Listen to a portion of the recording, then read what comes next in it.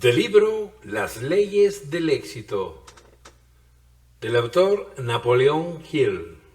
Octava lección: el autocontrol.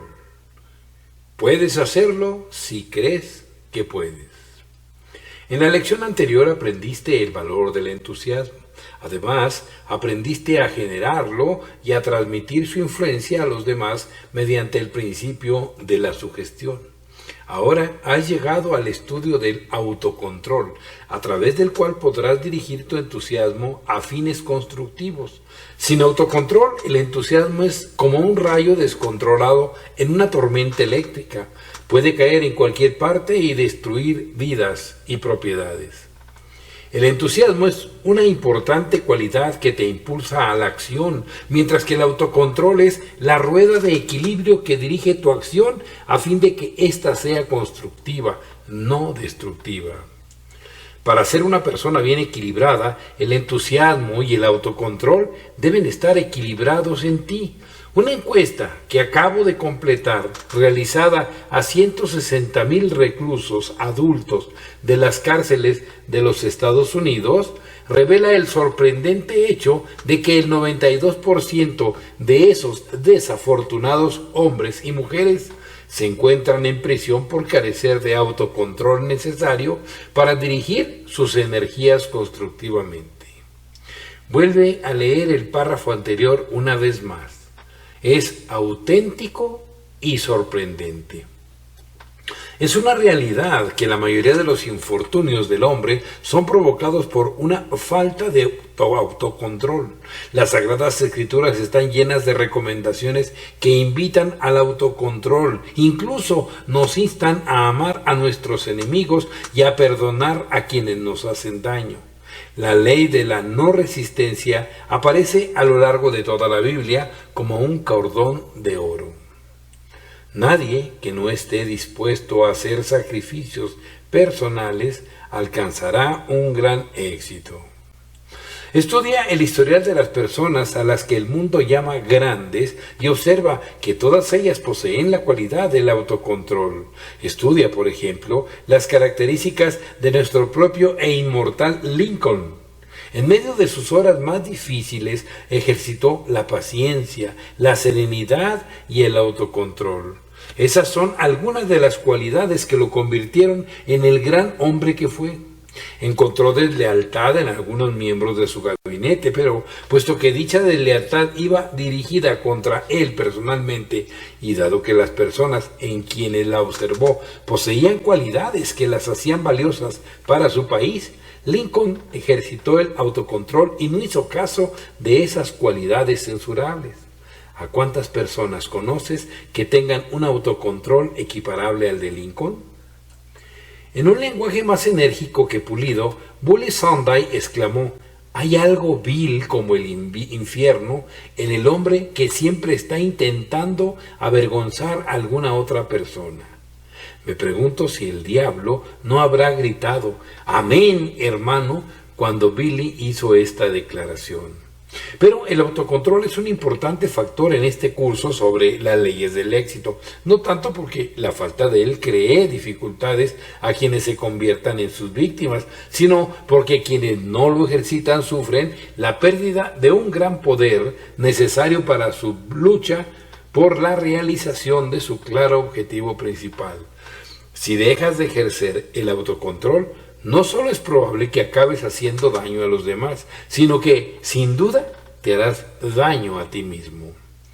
Durante la primera parte de mi carrera pública, descubrí los estragos que estaba haciendo la falta de autocontrol en mi vida, y este descubrimiento se produjo a través de un incidente de lo más anodino. Creo que no está fuera de lugar que me desvíe aquí para afirmar que la mayoría de las grandes verdades de la vida se encuentran en los hechos corrientes, comunes de la vida cotidiana. Este descubrimiento me dio una de las lecciones más importantes que he aprendido jamás. Se produjo de la siguiente manera. Un día, en el edificio donde tenía mi oficina, el conserje y yo tuvimos un malentendido. Esto nos produjo una aversión mutua de lo más violenta. Para mostrarme su desprecio, este conserje apagaba las luces del edificio cuando sabía que me encontraba trabajando en mi despacho. Esto ocurrió en varias ocasiones hasta que finalmente decidí devolverle el golpe. Mi oportunidad llegó un domingo cuando acudí a mi despacho a preparar un discurso que debí dar la noche siguiente. Apenas acababa de sentarme en mi escritorio cuando las luces se apagaron. Me puse de pie de un salto y corrí hasta el sótano del edificio, donde sabía que estaba el conserje. Cuando llegué, lo encontré muy ocupado, añadiendo carbón a la caldera con una pala y silbando como si no hubiera ocurrido nada raro. Sin hacer ceremonias, me lancé al ataque y durante varios minutos le dediqué una serie de adjetivos que quemaban más que el fuego que él estaba avivando. Finalmente me quedé sin palabras y tuve que detenerme. Él se incorporó, me miró por encima del hombro y con un tono de voz suave y calmado y con una sonrisa de oreja a oreja, dijo: «Vaya, está usted un poco alterado esta mañana, ¿verdad?». Ese comentario se me clavó como un puñal.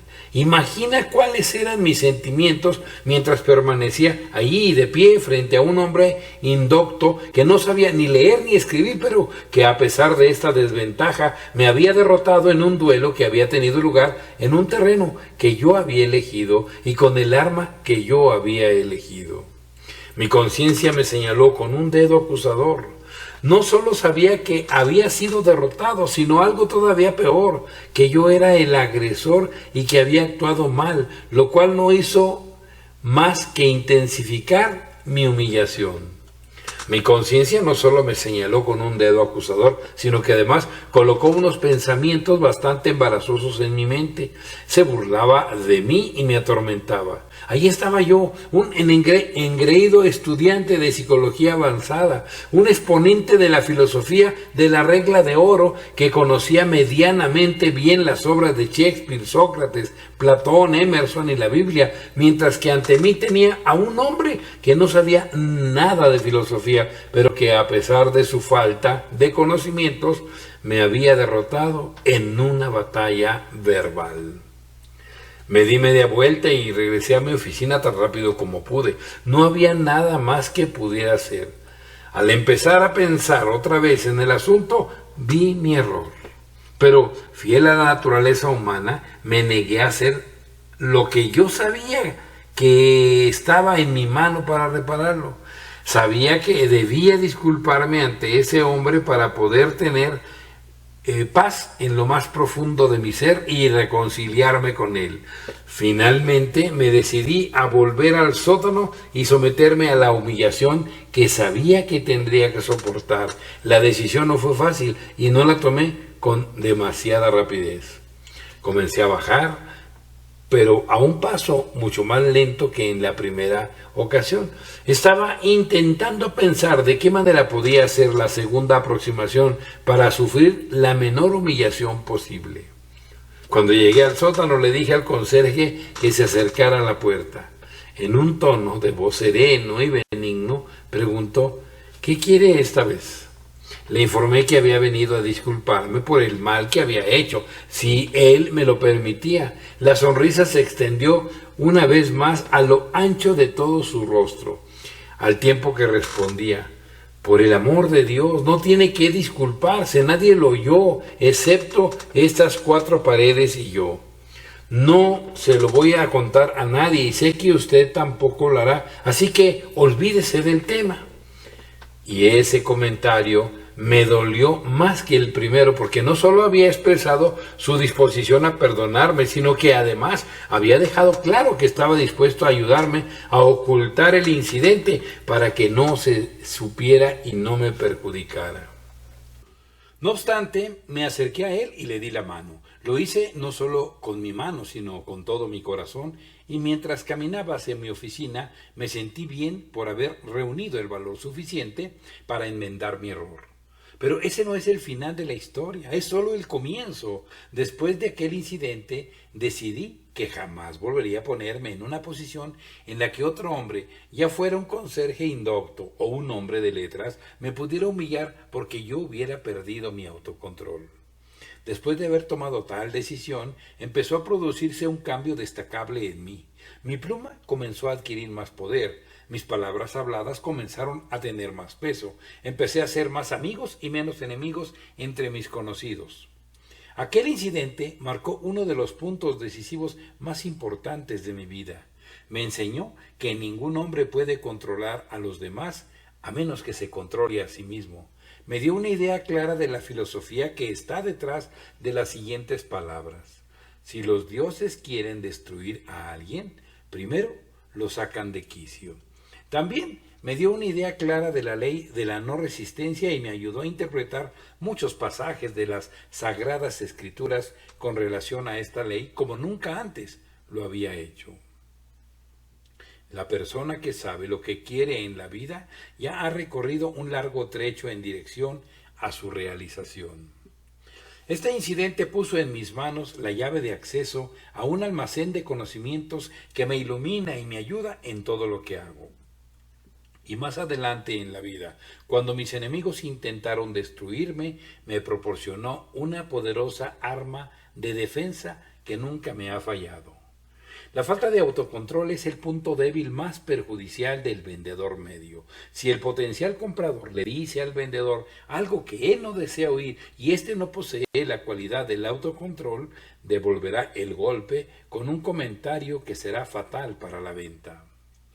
En uno de los grandes almacenes de Chicago fui testigo de un incidente que ilustra la importancia del autocontrol. Delante del mostrador de quejas había una larga cola de mujeres explicando sus problemas y los fallos de la tienda a la muchacha que las atendía.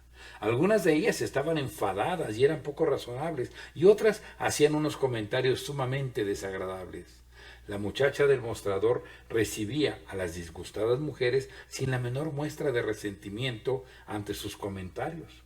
Con una sonrisa en el rostro les indicaba a qué departamento debían dirigirse con una gracia y una serenidad tan encantadoras que quedé maravillado ante su autocontrol. De pie, detrás de ella, otra jovencita hacía anotaciones en unas hojas de papel y se las pasaba mientras las mujeres de la cola se desahogaban contando sus problemas. Estas hojas contenían lo esencial de lo que éstas decían sin los tintes mordaces y sin el enfado. La muchacha sonriente del mostrador, que escuchaba todas las quejas, era completamente sorda. Su asistenta le proporcionaba todos los datos necesarios a través de esas hojas de papel. Este plan me impresionó tanto que busqué al director de la tienda y lo entrevisté. Él me informó que había elegido a una mujer sorda para uno de los puestos más difíciles e importantes de la tienda porque no había podido encontrar a ninguna otra persona con el autocontrol suficiente para ocuparlo. Mientras observaba esa cola de mujeres irritadas, me fijé en el efecto placentero que ejercía sobre ellas la sonrisa de la joven del mostrador. Llegaban gruñendo como lobos y se marchaban mansas y tranquilas como ovejas. De hecho, algunas de ellas tenían una expresión ovejuna en sus rostros al marcharse, porque el autocontrol de la muchacha hacía que acabaran sintiendo vergüenza de sí mismas. Desde que contemplé aquella escena, cada vez que noto que empiezo a irritarme por comentarios que no me gustan, me acuerdo de la serenidad y el autocontrol de aquella joven del mostrador, y muchas veces he pensado que todo el mundo debería tener a mano tapones de oídos mentales para ponerse de vez en cuando. Personalmente he desarrollado el hábito de cerrar los oídos ante gran parte del parloteo ocioso que me solía molestar. La vida es demasiado corta y hay demasiado trabajo constructivo que hacer como para tener motivos para devolver el golpe a todas las personas que dicen algo que no deseamos oír. En la práctica de la abogacía he observado un truco muy inteligente que utilizan los abogados en los juicios cuando desean obtener una declaración de un testigo beligerante que responde a las preguntas con el proverbial «no me acuerdo» o «no lo sé», cuando todo lo demás falla. Se las arreglan para hacer enfadar al testigo y en ese estado de ánimo le hacen perder el autocontrol y efectuar declaraciones que con la cabeza fría no habrían hecho. La mayoría de nosotros pasa por la vida con un ojo examinador, en busca de problemas, Normalmente encontramos aquello que buscamos. En mis viajes he estudiado a los hombres y a los que he escuchado en conversaciones de tren y he observado que prácticamente 9 de cada 10 tienen tan poco autocontrol que se invitan a sí mismos a discutir sobre prácticamente cualquier tema que surja. Pero pocos se contentan con sentarse en un compartimento para fumadores y escuchar una conversación sin intervenir y airar sus puntos de vista. En una ocasión viajaba de Albany a Nueva York y durante el trayecto el Club del Vagón de Fumadores inició una conversación sobre Richard Croker, que por aquel entonces era jefe del Tammany Hall. La discusión fue subiendo de tono y se tornó agria. Todo el mundo se enfadó, excepto un anciano caballero que estaba agitando la discusión e interesándose vivamente en ella. Él se mantenía sereno y parecía disfrutar de todas las cosas maliciosas que los demás decían sobre el ugre del Tammany Hall.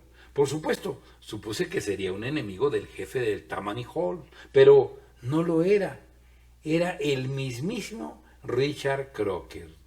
Este era uno de los inteligentes trucos que utilizaba para averiguar lo que la gente pensaba de él y enterarse de los planes de sus enemigos. Richard Croker podía hacer muchas cosas, pero sin duda era un hombre con autocontrol. Quizá esa fuera una de las razones por las que siguió siendo el jefe indiscutible del Tammany Hall durante tanto tiempo. Las personas que se controlan a sí mismas suelen ser jefes, cualquiera que sea su trabajo. Vuelve a leer la última frase del párrafo anterior, pues contiene una sutil sugerencia que podría ser de provecho para ti. Se trata de un incidente trivial, pero es justamente en ese tipo de incidentes donde están ocultas las grandes verdades de la vida. Ocultas porque el contexto es normal y corriente. No hace mucho tiempo acompañé a mi mujer a buscar saldos. Nos llamó la atención una multitud de mujeres dándose codazos unas a otras para abrirse paso delante de un mostrador de enaguas en el que se ofrecían algunas gangas. Una señora, que parecía tener unos 45 años, se abrió paso a gatas entre el gentío y apareció delante de una clienta que había acaparado la atención de la vendedora. En un tono de voz alto y chillón, exigió ser atendida. La vendedora era una persona diplomática que comprendía la naturaleza humana y que además tenía autocontrol, pues sonrió dulcemente a la intrusa y le dijo: «Sí, señorita, estaré con usted en un momento». Y la intrusa se tranquilizó. No sé si fue el «sí, señorita» o el tono dulce de su respuesta lo que modificó su actitud, pero fue alguna de las dos cosas, o puede que ambas. Lo que sí sé es que la vendedora fue recompensada por su autocontrol con la venta de 3 enaguas, y la feliz señorita se marchó sintiéndose mucho más joven gracias a ese comentario. Ningún hombre puede alcanzar la fama y la fortuna sin llevar consigo a otras personas. Es sencillamente imposible.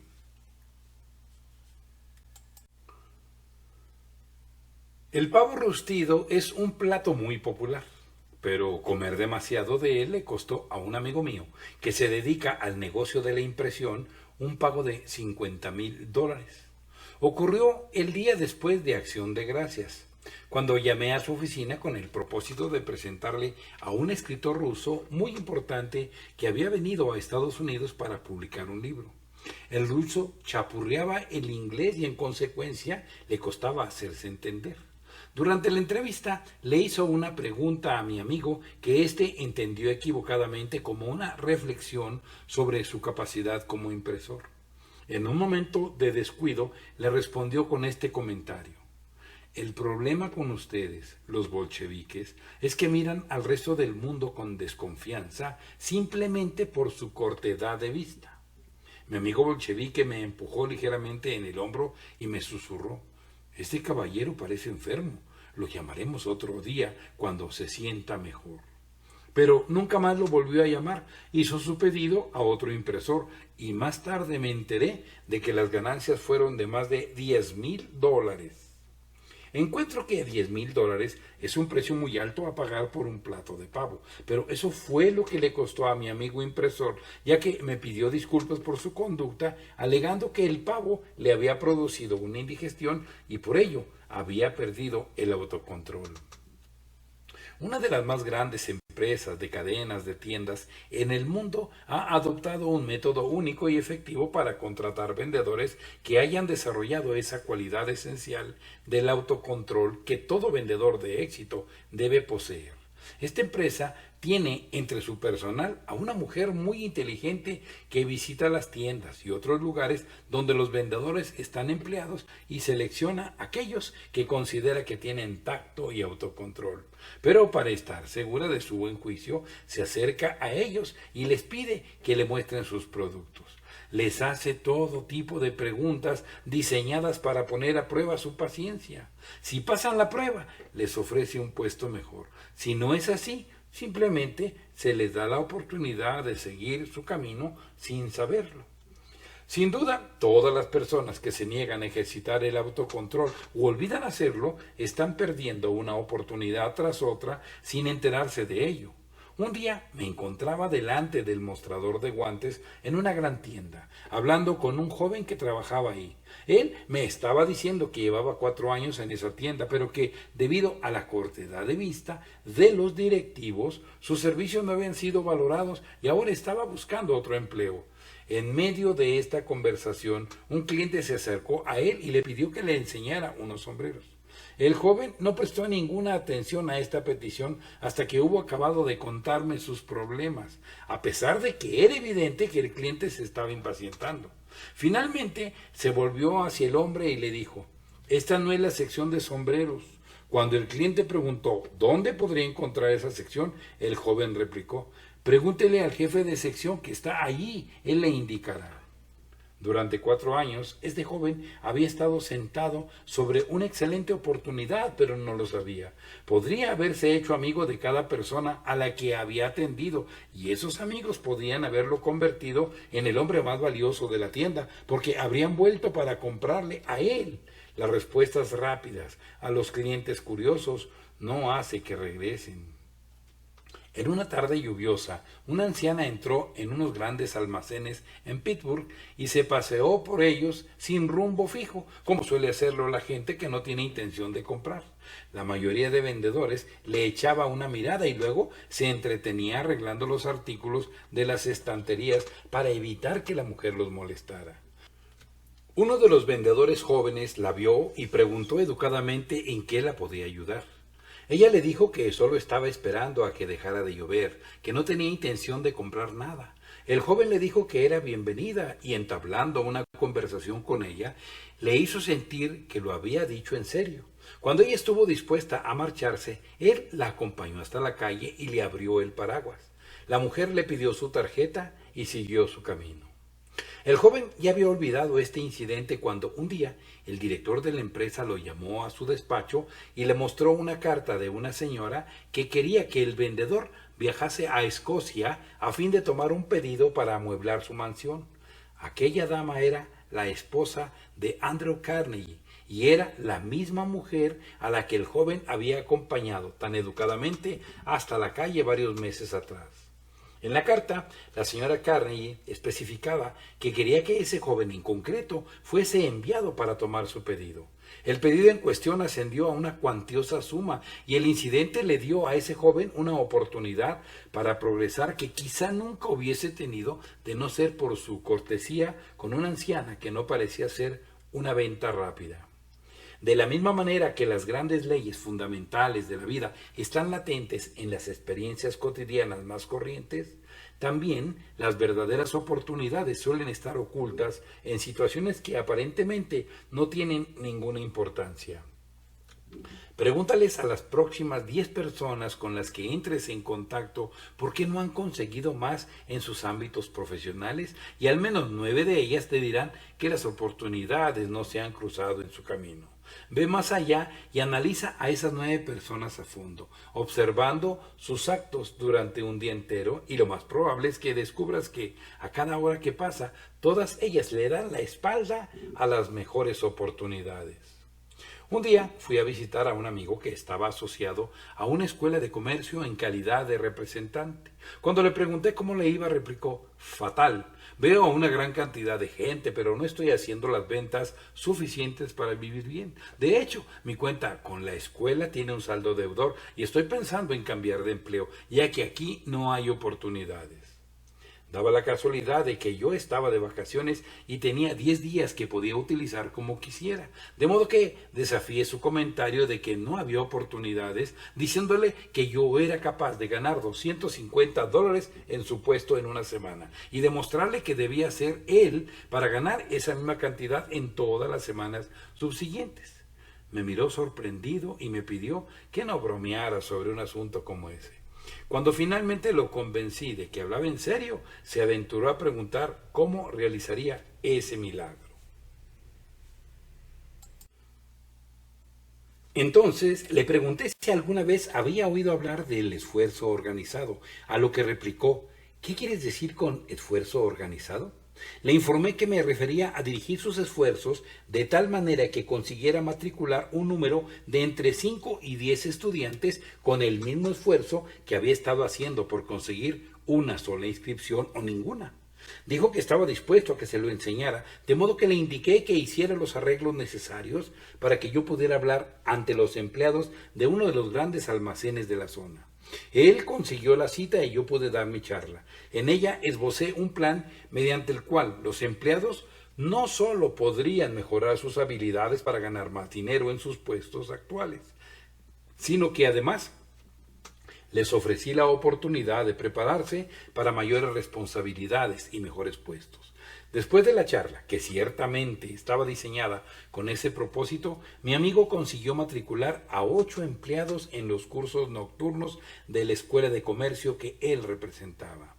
La noche siguiente me apuntó para dar una charla similar ante los empleados de una lavandería. Cuando la hube terminado, mi amigo consiguió matricular a 3 estudiantes más, 2 de los cuales eran mujeres jóvenes que trabajaban manipulando máquinas de lavar y realizando un trabajo de lo más duro. 2 días más tarde, mi amigo me inscribió para dar una charla ante los empleados de un banco local. Cuando la hube acabado, él matriculó a 4 alumnos más. Así, consiguió un total de 15 estudiantes y el tiempo total invertido en ello no fueron más de 6 horas, incluyendo el utilizado para dar las charlas y matricular a los alumnos. La comisión que recibió mi amigo por estas transacciones fue de algo más de $400. Estos centros de trabajo estaban a menos de 15 minutos a pie desde su lugar de trabajo, pero él nunca había pensado en buscar clientes ahí. Tampoco se le había ocurrido aliarse con un orador que pudiera ayudarlo en la venta a grupos. Actualmente este hombre es dueño de una espléndida escuela de comercio y, según me han contado, el año pasado sus ingresos netos fueron de $10,000. No temas a nadie, no odies a nadie, no le desees una desgracia a nadie y muy probablemente tendrás una gran cantidad de amigos. ¿No se cruza ninguna oportunidad en tu camino? Es posible que sí lo haga, pero que tú no la veas. Quizá en un futuro seas capaz de verla, ya que con la ayuda de este curso sobre las leyes del éxito te estás preparando para poder reconocer una oportunidad cuando se presente. La 6ª lección trataba sobre el tema de la imaginación, que es el factor principal que intervino en la anécdota que acabo de relatar. Los principales factores que intervinieron fueron la imaginación, además de un plan definido, la seguridad en uno mismo y la acción. Ahora ya sabes cómo utilizarlos y antes de que hayas terminado de leer esta lección, habrás comprendido cómo dirigirlos mediante el autocontrol. Ahora vamos a examinar el alcance del significado del término autocontrol, tal como se utiliza en relación con este curso, describiendo la conducta general de una persona que lo posee. Alguien que tiene un autocontrol muy desarrollado no cae en el odio, la envidia, los celos, el miedo, la venganza, ni en ninguna otra emoción destructiva que se parezca. Una persona con un autocontrol muy desarrollado no entra en el éxtasis ni se entusiasma de una forma incontrolada por nada ni por nadie. La codicia, el egoísmo y la autocomplacencia, más allá del punto de un correcto autoanálisis y una valoración real de los propios méritos, indican una falta de autocontrol en una de sus formas más peligrosas. La seguridad en uno mismo es uno de los factores esenciales más importantes para el éxito, pero cuando esta facultad se desarrolla más allá de lo razonable, se convierte en algo muy peligroso. La abnegación es una cualidad loable, pero llevada al extremo, también se convierte en una de las formas más peligrosas de falta de autocontrol. Tú debes a ti mismo no permitir que tus emociones pongan tu felicidad en manos de otra persona. El amor es esencial para la felicidad, pero la persona que ama tan intensamente que su felicidad queda enteramente en manos de otra es como aquel corderito que entró sigilosamente en la madriguera del bueno y amable lobito y le rogó que le permitiera acostarse, o como el canario que insistía en jugar con los bigotes del gato. Una persona con un autocontrol bien desarrollado no se dejará influir por el cínico ni por el pesimista y tampoco permitirá que otros piensen por ella. Estimulará su imaginación y su entusiasmo hasta que éstos hayan producido una acción, pero luego controlará esa acción y no se dejará controlar por ella. Jamás, bajo ninguna circunstancia, calumniará a otra ni buscará venganza por ningún motivo. No detestará a quienes no estén de acuerdo con ella. Antes bien, intentará comprender el motivo de su desacuerdo y saldrá beneficiada. Ahora llegamos a una forma de autocontrol que provoca más pesar que todas las otras formas combinadas, y es la costumbre de formarse opiniones antes de estudiar los hechos. No analizaremos este aspecto en detalle en esta lección porque lo trataremos ampliamente en la 12ª lección sobre el pensamiento correcto, pero no se puede abordar el tema del autocontrol sin hacer al menos referencia a ese mal tan frecuente al que todos somos más o menos adictos. Nadie tiene derecho a formarse una opinión que no esté basada en lo que considera que son los hechos o en una hipótesis razonable. Sin embargo, si te observas detenidamente, verás que te formas opiniones basándote en algo tan poco sustancial como tu deseo de que algo sea de una forma u otra. Otra forma grave de falta de autocontrol es el hábito de gastar. Me refiero, por supuesto, a la costumbre de gastar más allá de las propias necesidades. Este hábito se ha extendido tanto desde el final de la Guerra Mundial que se ha vuelto alarmante. Un renombrado economista ha profetizado que si no se enseña a los niños el hábito de ahorrar como parte de su formación en las escuelas y en los hogares, dentro de 3 generaciones, Estados Unidos habrá dejado de ser el país más rico del mundo para convertirse en el más pobre. En los últimos 15 años, la novedad del automóvil se ha vuelto tan popular que, literalmente, decenas de miles de personas están hipotecando su futuro para tener uno. Un destacado científico, con un agudo sentido del humor, ha profetizado que de persistir este hábito, no solo se reducirá el contenido de las cuentas de ahorros, sino que acabarán naciendo bebés cuyas piernas se habrán transformado en ruedas. Vivimos en una época de una velocidad de locura y de muchos gastos, y el pensamiento principal en las mentes de la mayoría de nosotros es vivir de una forma más vertiginosa que nuestros semejantes. No hace mucho tiempo, el director general de una empresa que emplea a 600 hombres y mujeres se alarmó por el elevado número de empleados que estaban en manos de prestamistas clandestinos y decidió poner fin a ese mal. Cuando completó su investigación, descubrió que solo el 9% de sus empleados tenía cuentas de ahorros y que el 91% restante, que no tenía buenas perspectivas económicas, un 75% estaba endeudado de una forma u otra, y algunos de ellos sin ninguna esperanza de mejorar económicamente. De los que estaban endeudados, 210 tenían automóviles.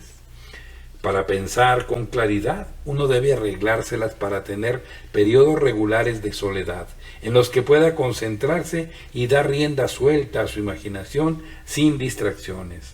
Thomas Alva Edison.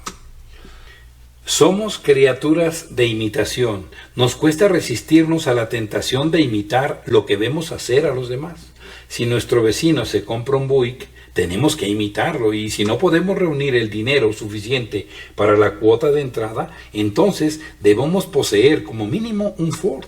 Entre tanto, no nos preocupamos por el mañana. La anticuada frase de hay que ahorrar para el día de mañana ha quedado obsoleta. Vivimos al día, compramos a granel pequeñas cantidades y acabamos pagando una tercera parte más de lo que debería costar.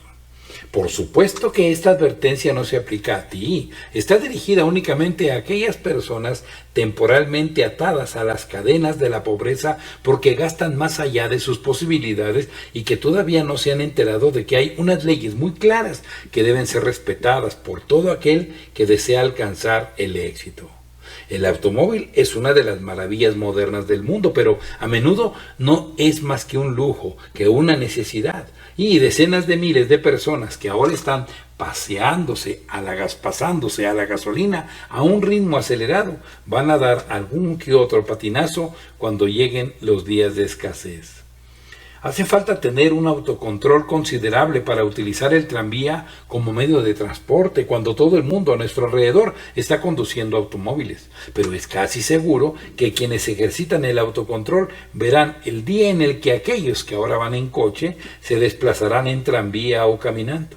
Fue esta tendencia moderna a gastar todos los ingresos lo que impulsó a Henry Ford a proteger a sus empleados con ciertas restricciones cuando estableció su famoso escalafón del salario mínimo de $5 al día. Hace 20 años, si un niño quería un carro, fabricaba unas ruedas con cartón y tenía el placer de construírselo él mismo. Actualmente, si un niño quiere un carro, llora para que se lo compren y lo consigue. Los padres, que ahora son víctimas del hábito de gastar, están fomentando la falta de autocontrol en las nuevas generaciones. 3 generaciones atrás, prácticamente cualquier chico era capaz de remendar sus propios zapatos con las herramientas de su familia. Actualmente los llevan al zapatero de la esquina y pagan unos $75 por unos tacones y media suela. Y esta costumbre no se limita a los ricos ni a las clases pudientes. Repito, el hábito de gastar está convirtiendo a Estados Unidos en una nación de pobres. Doy por sentado que tú te estás esforzando por alcanzar el éxito, pues si no fuera así no estarías leyendo este curso. Permíteme recordarte entonces que una pequeña cuenta de ahorros atraerá hacia ti unas oportunidades que de otro modo no tendrías. El tamaño de tu cuenta no es tan importante como el hecho de haber establecido el hábito de ahorrar, pues ello indica que eres alguien que ejercita una importante forma de autocontrol. La tendencia moderna de aquellos que trabajan para ganar un salario es gastarlo íntegramente. Si una persona que gana $3,000 al año y consigue arreglárselas bastante bien con esa cantidad, recibe un aumento de $1,000 anuales, continúa viviendo con los $3,000 y pone el resto de sus ingresos en una cuenta de ahorros.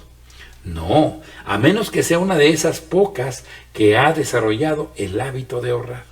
¿Qué hace entonces con esos $1,000 adicionales? Cambia su viejo automóvil por uno más caro y al final del año es más pobre, ganando $4,000 de lo que era el año anterior cuando sus ingresos eran de $3,000. Lo que estoy describiendo aquí es un modelo norteamericano del siglo XX y serás afortunado si tras un cuidadoso análisis descubres que no formas parte de él. En algún punto entre el avaro que guarda en un calcetín viejo cada moneda que llega a sus manos y el hombre que gasta todo lo que es capaz de ganar o de pedir prestado, hay un feliz término medio. Y si quieres disfrutar de una vida con una garantía razonable de tener una libertad y un contento normales, entonces debes encontrar ese punto medio e incorporarlo a tu programa de autocontrol. La autodisciplina es el factor más esencial en el desarrollo del poder personal, porque te permite controlar tu apetito y tu tendencia a gastar más de lo que ganas y tu costumbre de devolver el golpe a quienes te ofenden y otros hábitos destructivos que hacen que disipes tus energías en un esfuerzo improductivo y que adquiere tantas formas que sería imposible enumerarlas en esta lección. Muy al principio de mi carrera pública me quedé atónito al ver cuánta gente dedica la mayor parte de sus energías a echar abajo lo que otros han construido. En algún extraño giro de la rueda del destino, uno de esos destructores se cruzó en mi camino dispuesto a intentar destruir mi reputación. Al principio me incliné a devolverle el golpe, pero una noche, cuando me encontraba sentado delante de mi máquina de escribir, me vino a la mente un pensamiento que cambió por completo mi actitud hacia aquel hombre. Retirando la hoja de papel que tenía en mi máquina de escribir, inserté otra en la cual expresé mi idea con estas palabras. Cuentas con una enorme ventaja respecto a ese hombre que te está perjudicando. Tú tienes la capacidad de perdonarlo, mientras que él no tiene esa ventaja sobre ti.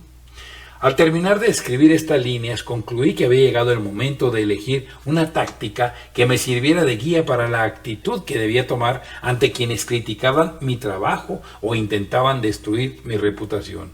Llegué a esta decisión mediante el siguiente razonamiento. Tenía ante mí dos posibles líneas de acción.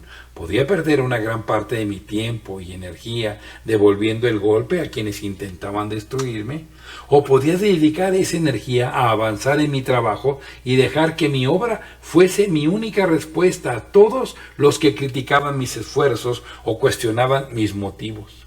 Me decidí por la segunda opción, por ser la mejor táctica, y la llevé a cabo. Pregúntale a cualquier sabio qué es lo que más desea y muy probablemente te dirá más sabiduría. Por sus actos los conoceréis. Si tus actos son constructivos y estás en paz contigo mismo en lo más profundo de tu corazón, entonces no tendrás necesidad de detenerte a explicar tus motivaciones, pues éstas se explicarán por sí solas.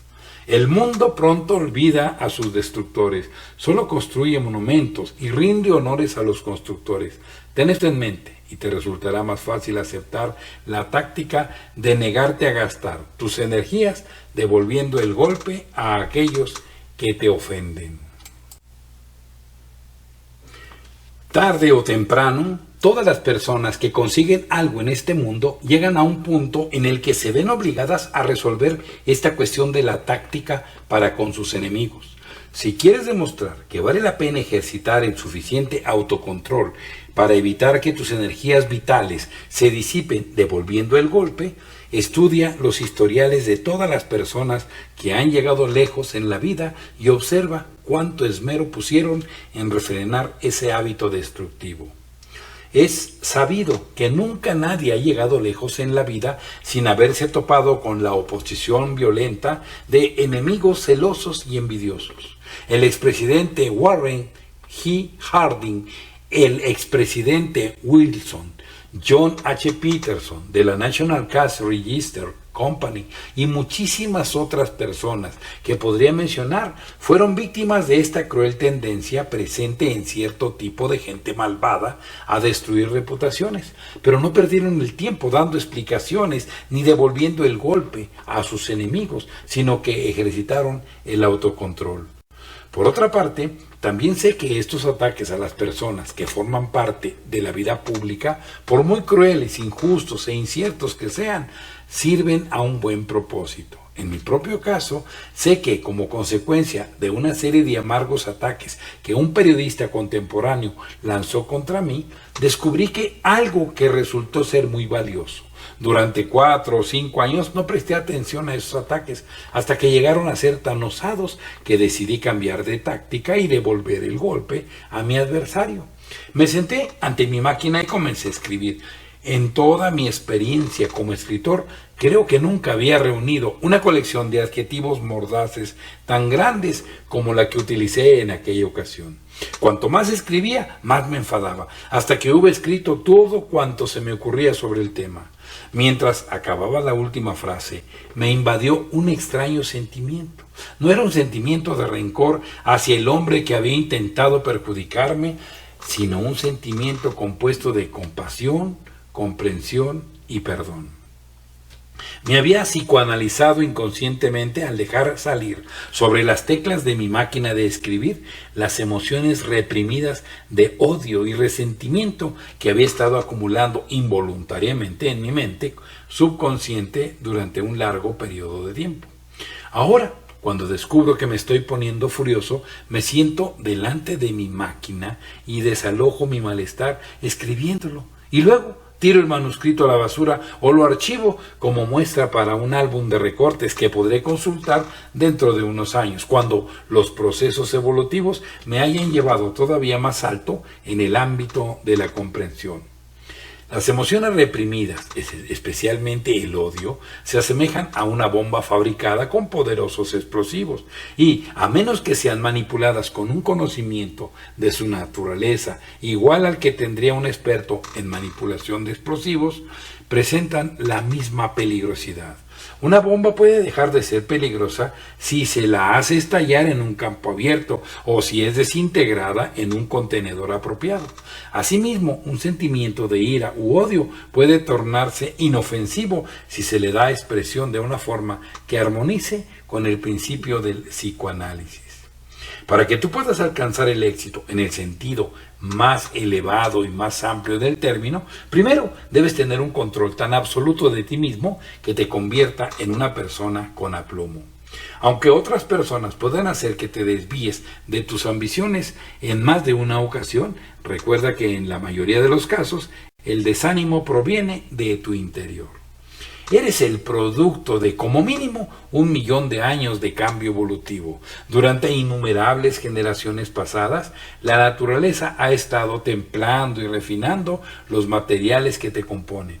Paso a paso, ha ido retirando de las generaciones anteriores los instintos animales y las pasiones más bajas, hasta producir en ti el mejor espécimen de animal vivo. Mediante este lento proceso evolutivo se te ha conferido la razón, el aplomo y el equilibrio necesarios para que puedas controlarte y hacer contigo mismo cualquier cosa que desees. A ningún otro animal se le ha otorgado jamás un autocontrol como el que tú posees. Has sido dotado con la capacidad de utilizar la forma más altamente organizada de energía conocida por el hombre: el pensamiento. No es improbable que el pensamiento sea el punto de enlace más corto que hay entre las cosas materiales, físicas de este mundo y el mundo de la divinidad. No solo tienes la capacidad de pensar, sino que tienes también la capacidad de controlar tus pensamientos y dirigirlos para que te obedezcan, lo cual es 1000 veces más importante. Ahora estamos llegando a la parte verdaderamente importante de esta lección. Lee lenta y meditativamente. Me aproximo a este punto casi con miedo y temblando, porque nos coloca frente a un tema que pocas personas están cualificadas para comentar con una inteligencia razonable. Te lo repito, tienes la capacidad de controlar tus pensamientos y conseguir que te obedezcan. Tu cerebro podría compararse con una dinamo, en el sentido de que genera o pone en movimiento a esa energía misteriosa llamada pensamiento. Los estímulos que ponen en actividad a tu cerebro son de dos tipos. Uno es la autosugestión y el otro es la sugestión. Puedes elegir el material con el que se produce tu pensamiento. Eso es autosugestión. Puedes permitir que otros elijan el material con el que se produce tu pensamiento. Eso es sugestión. Es un hecho humillante que la mayor parte del pensamiento sea producido por las sugestiones externas de los demás. Y es aún más humillante tener que admitir que la mayoría de nosotros las acepta sin examinar o cuestionar su validez. Leemos los diarios como si cada palabra estuviese basada en la realidad. Nos dejamos arrastrar por los chismes y el parloteo ocioso de los demás como si cada palabra fuese cierta. El pensamiento es la única cosa sobre la que tienes un control absoluto, pero a menos que seas la proverbial excepción que suele ser una entre 10.000, permites que otras personas entren en la sagrada mansión de tu mente y depositen en ella, mediante la sugestión, sus problemas y sus infortunios, sus adversidades y sus falsedades, como si no tuvieras la capacidad de cerrar la puerta y dejarlos fuera. Tienes la capacidad de elegir el material de que estarán hechos los pensamientos dominantes de tu mente, y con la misma seguridad con que estás leyendo estas líneas, esos pensamientos que dominan tu mente te traerán el éxito o el fracaso según sea su naturaleza. El hecho de que el pensamiento sea la única cosa sobre la que tienes un control absoluto en sí mismo un profundo significado, pues sugiere fuertemente que el pensamiento es lo que más te acerca a la divinidad. En este plano terrenal, este hecho también contiene otra sugerencia impresionante. Esto es, que el pensamiento es tu herramienta más importante, con la cual darás forma a tu destino en el mundo a tu gusto. Sin duda, la divina providencia no hizo que el pensamiento fuese el único poder sobre el cual tienes un control absoluto, sin asociar a él unas potencialidades que, si son comprendidas y desarrolladas, harían temblar a la imaginación. El autocontrol es únicamente una cuestión de control del pensamiento. Lee la frase anterior en voz alta, léela atentamente y medita sobre ella antes de continuar con la lectura, porque es, sin duda, la frase más importante de todo este curso. El autocontrol es únicamente una cuestión de control del pensamiento. Estás estudiando este curso, supuestamente, porque estás buscando seriamente una verdad y una comprensión suficientes para poder alcanzar una posición social elevada en la vida. Estás buscando la llave mágica que abrirá la puerta de la fuente de poder y, sin embargo, la tienes en tus propias manos y podrás hacer uso de ella en cuanto aprendas a controlar tus pensamientos. Coloca en tu propia mente, por el principio de la autosugestión, los pensamientos positivos y constructivos que estén en armonía con tu claro objetivo principal en la vida, y ésta los convertirá en una realidad física y te los devolverá como un producto acabado. Esto es control del pensamiento. Cuando eliges deliberadamente los pensamientos que dominarán tu mente y te niegas firmemente a admitir sugestiones externas, estás ejercitando el autocontrol en su forma más elevada y eficaz. El hombre es el único animal vivo que puede hacer esto. Nadie sabe cuántos años ha necesitado la naturaleza para producir este animal, pero todo estudiante inteligente de psicología sabe que los pensamientos dominantes determinan cuáles serán sus actos y su naturaleza. El proceso mediante el cual uno puede pensar correctamente es un tema que ha sido reservado para la 11ª lección de este curso. Lo que queremos dejar claro aquí en esta lección es que el pensamiento, tanto si es exacto como si es inexacto, es el poder más altamente organizado de tu mente, y que tú eres la suma total de tus pensamientos dominantes o más destacados. Si quieres ser un maestro vendedor, ya sea de artículos y productos o de servicios personales, debes ejercitar el suficiente autocontrol para dejar fuera todos los argumentos y sugestiones adversos. La mayoría de los vendedores tienen tan poco autocontrol que oyen al posible comprador decir no, incluso antes de que lo haya pronunciado. No pocos vendedores oyen esa palabra fatal antes de estar en presencia de su potencial comprador. Tienen tan poco autocontrol que en realidad se sugestionan pensando que el posible comprador dirá no cuando les pidan que compren sus productos. Qué distinta es la persona que tiene autocontrol. No solo se sugestiona pensando que su posible comprador dirá que sí, sino que si esa respuesta deseada no llega, continúa intentándolo hasta derribar la oposición y acaba forzando un sí. Si el potencial comprador dice no, ella no lo oye. Si dice no, una segunda y una tercera y una cuarta vez, no lo oye, porque es una persona con autocontrol y no permite que las sugestiones lleguen a su mente, excepto aquellas que desea que le influyan. El maestro vendedor, tanto si se dedica a vender mercaderías como si vende servicios personales, sermones o charlas en público, sabe cómo controlar sus propios pensamientos. En lugar de ser una persona que acepta con mansa sumisión las sugestiones de los demás, es alguien que convence a otras personas para que acepten sus sugestiones. Al controlarse y colocar solo pensamientos positivos en su propia mente, se convierte en una personalidad dominante, en un maestro vendedor. Esto también es autocontrol. Un maestro vendedor es alguien que toma la ofensiva y nunca la defensiva cuando surge una discusión. Por favor, vuelve a leer la frase anterior.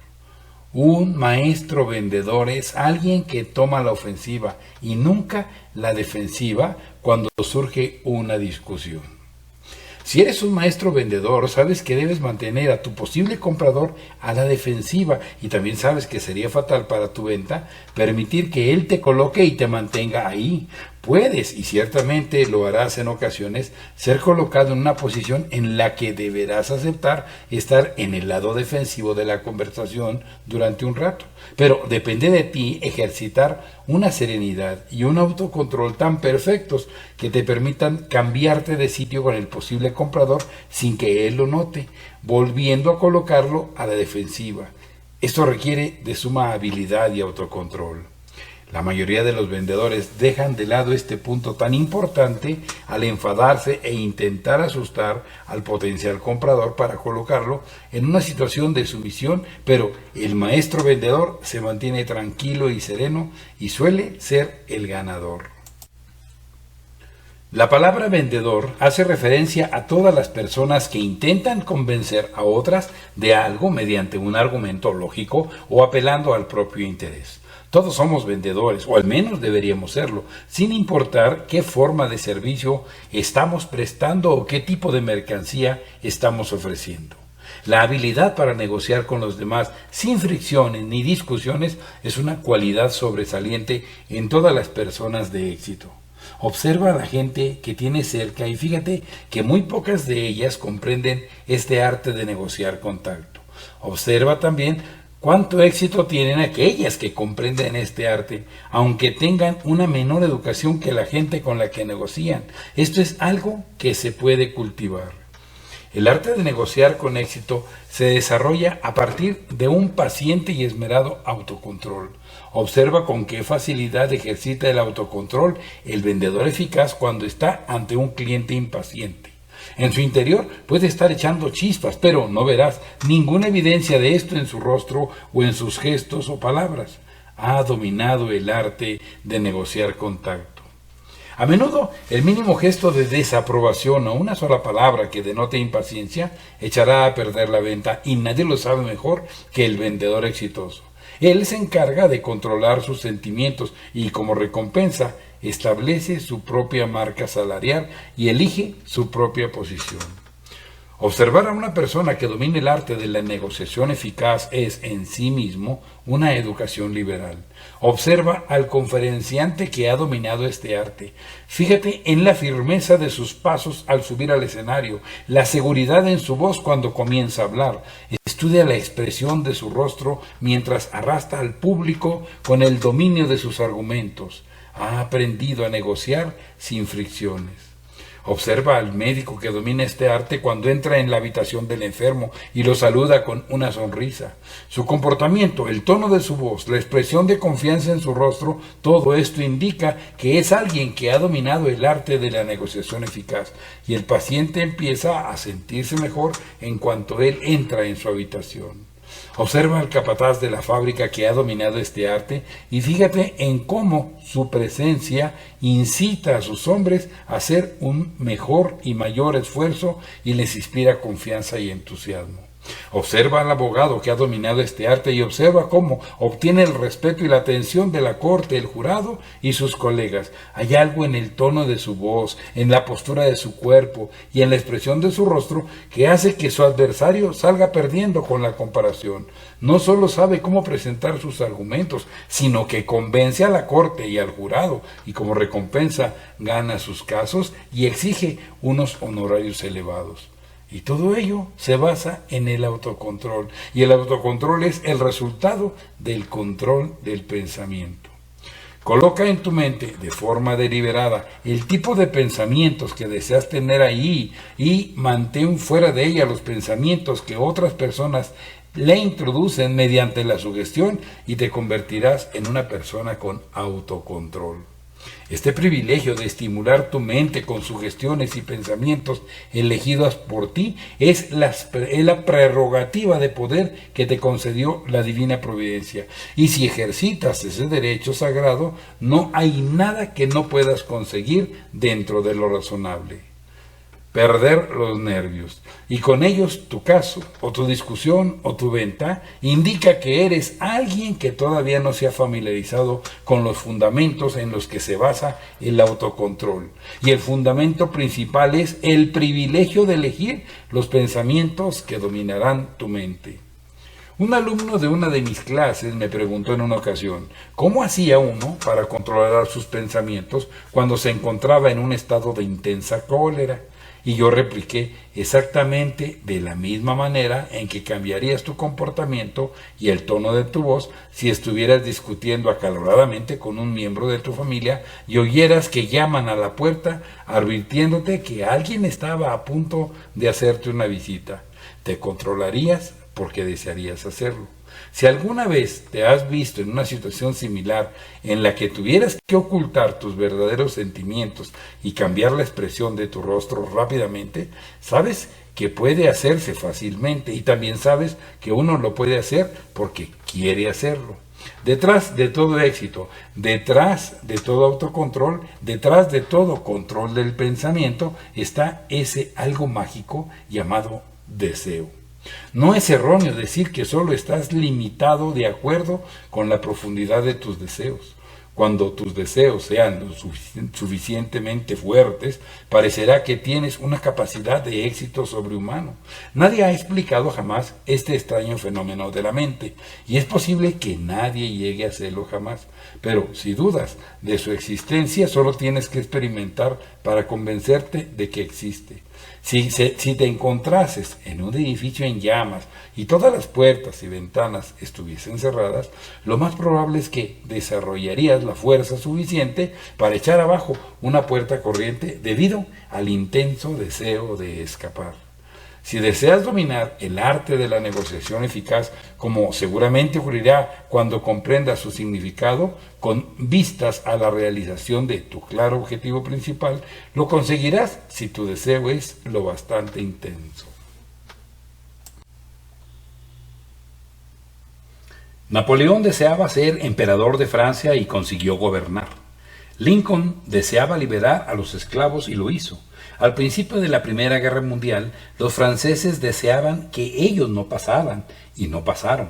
Edison deseaba producir luz con la electricidad y la produjo, aunque le tomó muchos años conseguirlo. Roosevelt deseaba unir los océanos Atlántico y Pacífico a través del Canal de Panamá, y lo hizo.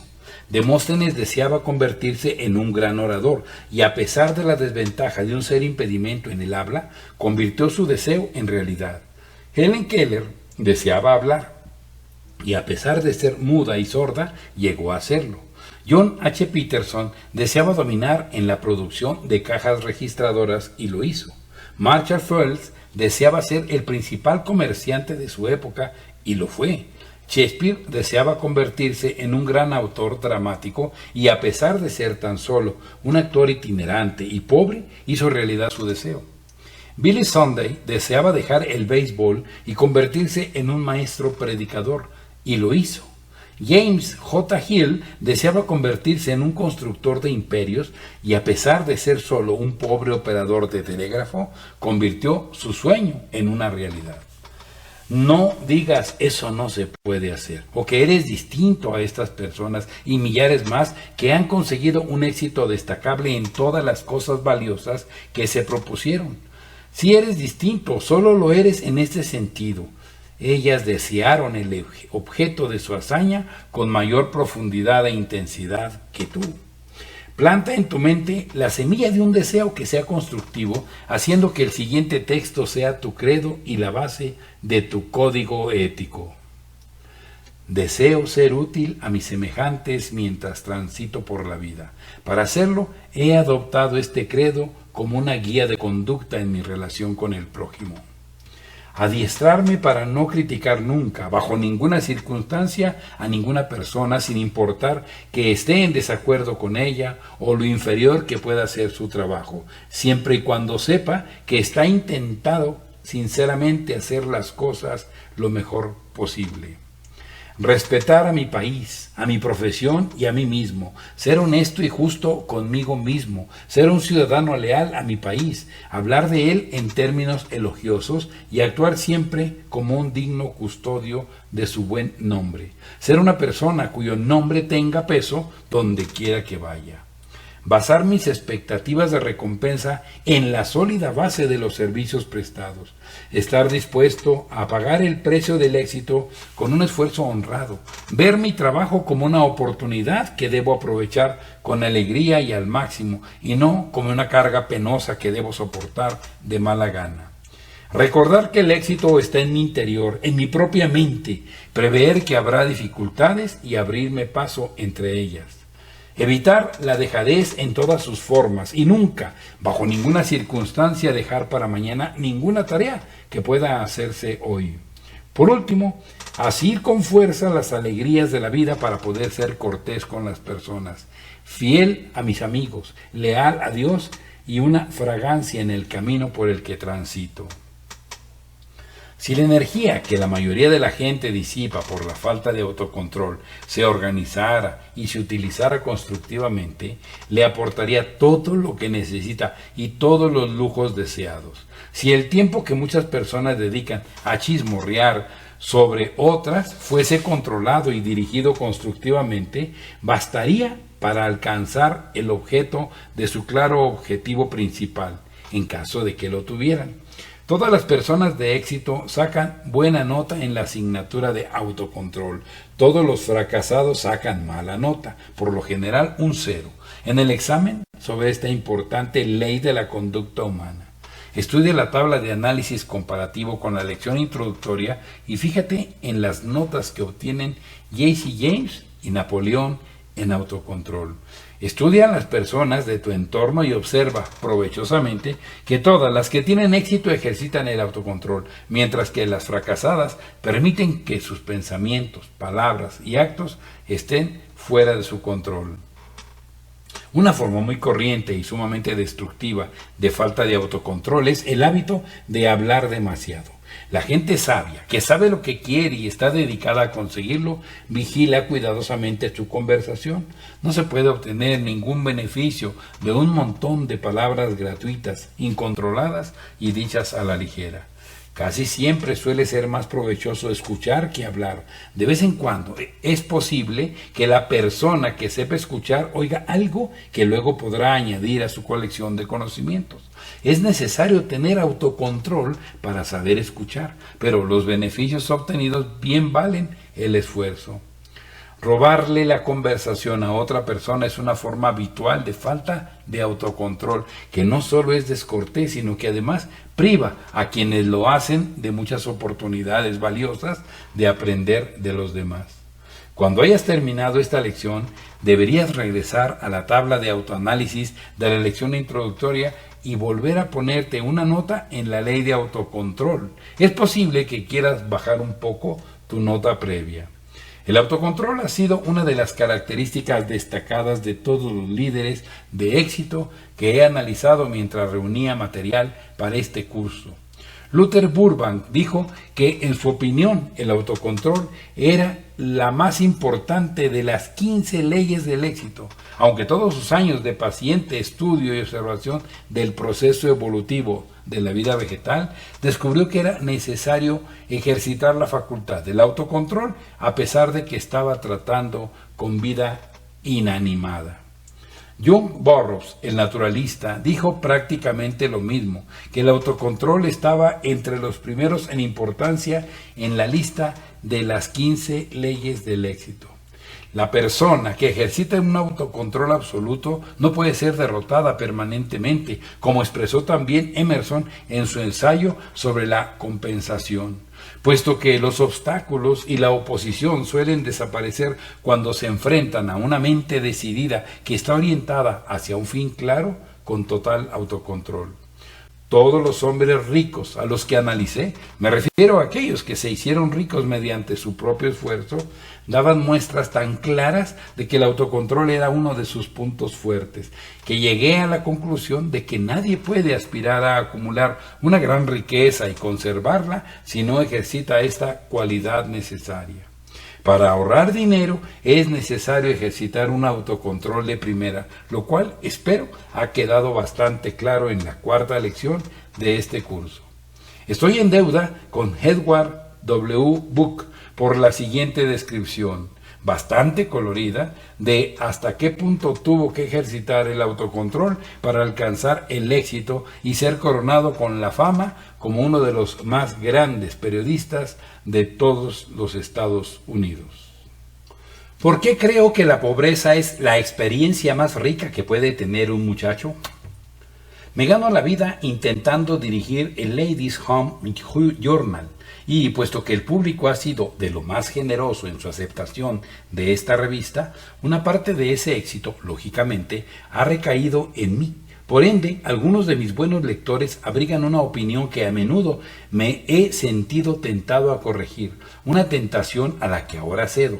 Las personas que me escriben expresan esta convicción de diversas maneras, pero este fragmento de una carta es una buena muestra. Para usted es muy fácil predicar sobre el ahorro, puesto que usted no conoce la necesidad de ello. Nos dice, por ejemplo, que debemos vivir con los ingresos de un marido de $800 anuales, como es mi caso, cuando usted nunca ha sabido lo que es vivir con menos de $1,000. ¿Se le ha ocurrido pensar a usted, que ha nacido en buena cuna, que los escritos teóricos son bastante fríos y fútiles comparados con la precaria lucha real que muchos de nosotros vivimos día a día, año tras año, una experiencia que usted no conoce? Una experiencia que usted no conoce. Ahora bien, ¿en qué medida se corresponde esta afirmación con la realidad? No puedo decir si nací de buena cuna. Es cierto que nací en una familia acomodada, pero cuando tenía 6 años, mi padre lo perdió todo y con 45 años tuvo que enfrentarse a la vida en un país extraño, sin poder cubrir ni siquiera las necesidades básicas. Hay hombres y sus esposas que saben lo que significa intentar recuperar su posición a los 45 años y en un país extraño. Yo tenía la desventaja de no conocer ni una palabra de inglés. Iba a una escuela pública y aprendía lo que podía, que era muy poco. Los chicos eran crueles, como suelen serlo, y los maestros se impacientaban, como suele ocurrir cuando están cansados. Mi padre no conseguía encontrar su lugar en el mundo. Mi madre, que siempre había tenido sirvientes a su disposición, se enfrentó a los problemas de las faenas domésticas que nunca había aprendido ni le habían enseñado, y no había dinero. De modo que después de la escuela, mi hermano y yo íbamos a casa, pero no a jugar. Las horas posteriores a la escuela estaban dedicadas a ayudar a una madre que cada día estaba más débil por llevar unas cargas que no era capaz de soportar. No durante días, sino durante años, los dos chicos nos levantábamos al alba en el frío y gris invierno, cuando las camas están tan calientitas para alguien en edad de crecimiento, y nos dedicamos a tamizar las cenizas del fuego del día anterior en busca de alguno que otro trozo de carbón que no se hubiera quemado. Y con lo que teníamos o encontrábamos, encendíamos el fuego y calentábamos la habitación. Luego poníamos la mesa para un desayuno frugal, nos marchábamos al colegio e inmediatamente después de clases nos dedicábamos a lavar los platos y a barrer y fregar los suelos. Este último trabajo era el más duro, pues lo realizábamos los sábados, cosa que los niños del barrio no veían con demasiada amabilidad, de modo que lo hacíamos al eco de golpe de la pelota contra el bate en el terreno de al lado. Al anochecer, cuando los otros niños podían sentarse junto a la lámpara a estudiar sus lecciones, nosotros dos salíamos con una canasta a recoger madera y carbón en los terrenos colindantes, o íbamos tras la docena de trozos que habían caído de la tonelada de carbón que había transportado esa tarde algún vecino. Habíamos mantenido ese lugar ansiosamente fijado en la mente durante el día, con la esperanza de que el hombre que transportaba el carbón no se hubiera molestado en recoger esos fragmentos perdidos. Una experiencia que usted no conoce, que no conozco. A los 10 años conseguí mi primer empleo, lavando las ventanas de una panadería por 50 centavos semanales. 1 o 2 semanas más tarde me permitieron vender pan y bizcochos detrás del mostrador después de la escuela por $1 a la semana. despachando bizcochos calientitos, recién horneados, y un pan que desprendía un aroma delicioso, cuando yo apenas me había llevado una migaja a la boca en todo el día. Luego, los sábados por la mañana, hacía una ruta como repartidor de un periódico semanal y lo que me quedaba lo vendía en las calles. Esto significaba ganar entre 60 y 70 centavos por un día de trabajo. Yo vivía en Brooklyn, Nueva York, y el principal medio de transporte para ir a Coney Island en aquella época era el carro tirado por caballos, cerca de donde vivía. Los carros se detenían para dar de beber a los caballos. Los hombres se bajaban de un salto y se tomaban un trago de agua, pero las mujeres no tenían forma de aplacar su sed. Al ver esta carencia, los sábados por la tarde y los domingos durante todo el día, yo tomaba un cubo, lo llenaba con agua y un poco de hielo y con un vaso me iba subiendo a todos los carros y vendía mi mercancía a 1 centavo el vaso. Cuando llegó la competencia, cosa que ocurrió muy pronto porque los otros chicos vieron que trabajar los domingos significaba ganar $2 o $3, comencé a exprimir 1 o 2 limones en mi cubo y a convertir mi líquido en limonada a un precio de 2 centavos el vaso, y en un domingo me sacaba $5. Más adelante me convertí en reportero por las noches, en ordenanzas durante el día y en estudiante de mecanografía a medianoche. La mujer que me escribe dice que ella mantiene a su familia formada por un marido y un hijo con $800 al año y que yo nunca he sabido lo que eso significa.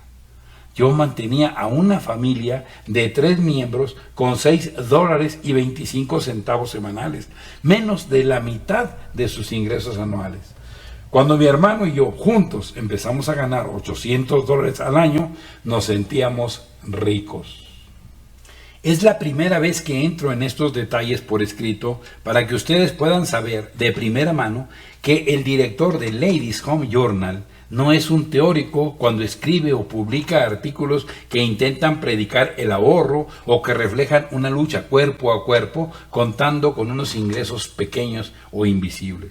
No hay ni un solo paso, ni un centímetro del camino de la pobreza absoluta que yo no conozca o que no haya experimentado. Y habiendo experimentado cada pensamiento, cada sentimiento y cada privación que afectan a quienes transitan por él, hoy puedo decir que me regocijo con cada muchacho que pasa por esa misma experiencia.